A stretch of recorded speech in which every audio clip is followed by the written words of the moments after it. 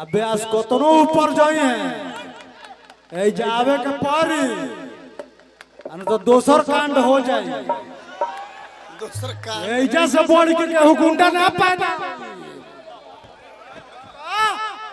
हटो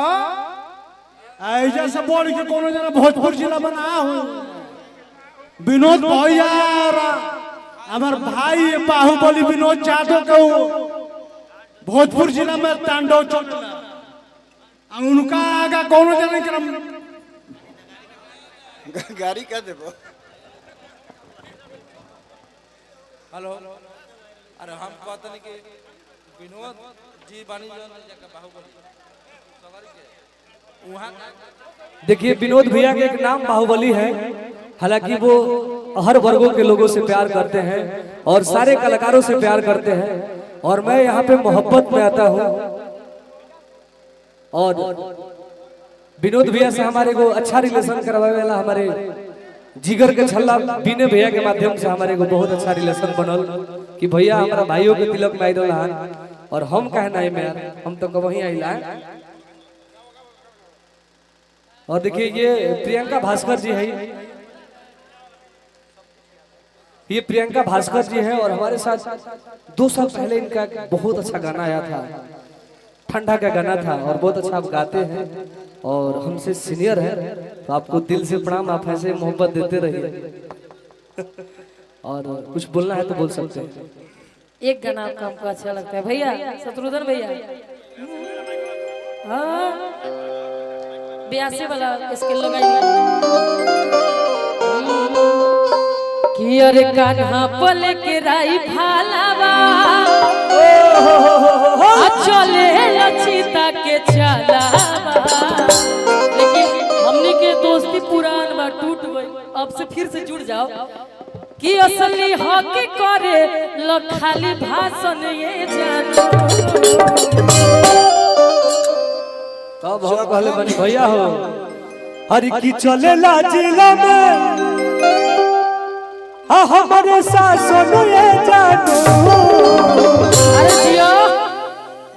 अरे तो नमवा धने तो छुई ना पर शासन ये जानो। कि बघवा बिरादरी कहल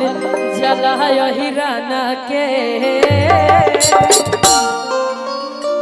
अरे की टुन टुन तहार होवे जदुवंशी घराना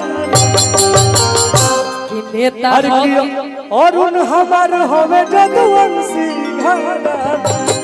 ब्यासी कि नेता हो कि विधायक हो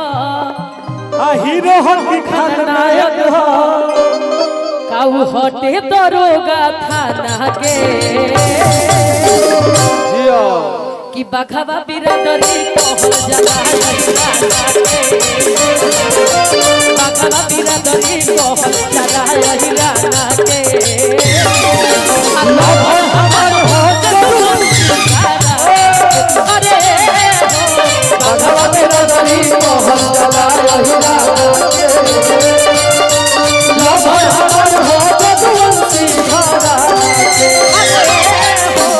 बघवा बिरादरी कहल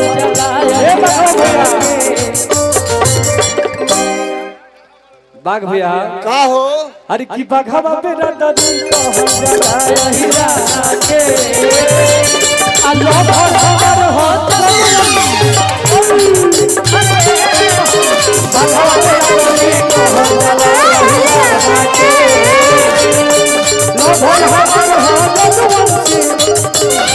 कुछ बोला पटाट देलू लगे ना डर बोला खानदान के पटवा कुछ बोला पटाट देलू लगे ना डर बोला कवन खानदान के पटवा ए छेद छेद हो जाए तोरा बाकी जी। देखिए हमारे अपने लोगों की तरफ से बहुत बहुत पुरस्कार बा। क्या बात लेकिन गलत बात रहुए कह देता लोग एनियो हम साथ देता नहीं ना भाई दो ई समय कंप्रोमाइज ना इनकरो के कि छेद छेद हो जाए तोरा बाती में रे मारो सिक्सर के 6 गोली छाती में रे खबर हो जाए खाली वही जाती में रे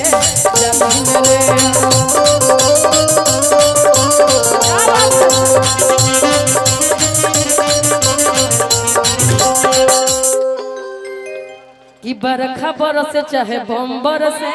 तोहरा से मिले खातिर मन तरसे बरखा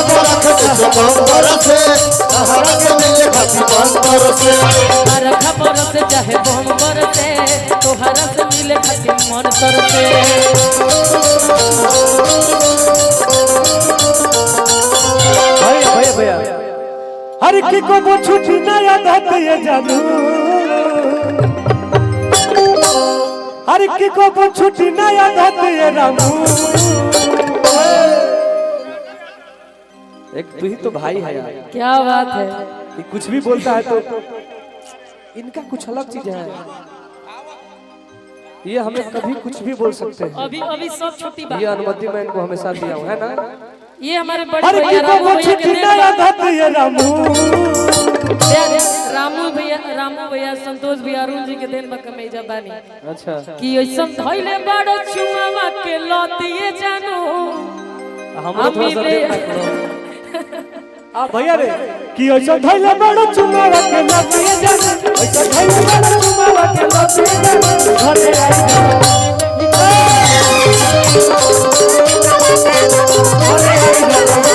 ऐसा धइले बड़ चुमावा के लतिए जानो ऐसा धइले बड़ चुमावा के लतिए जानो घरे आई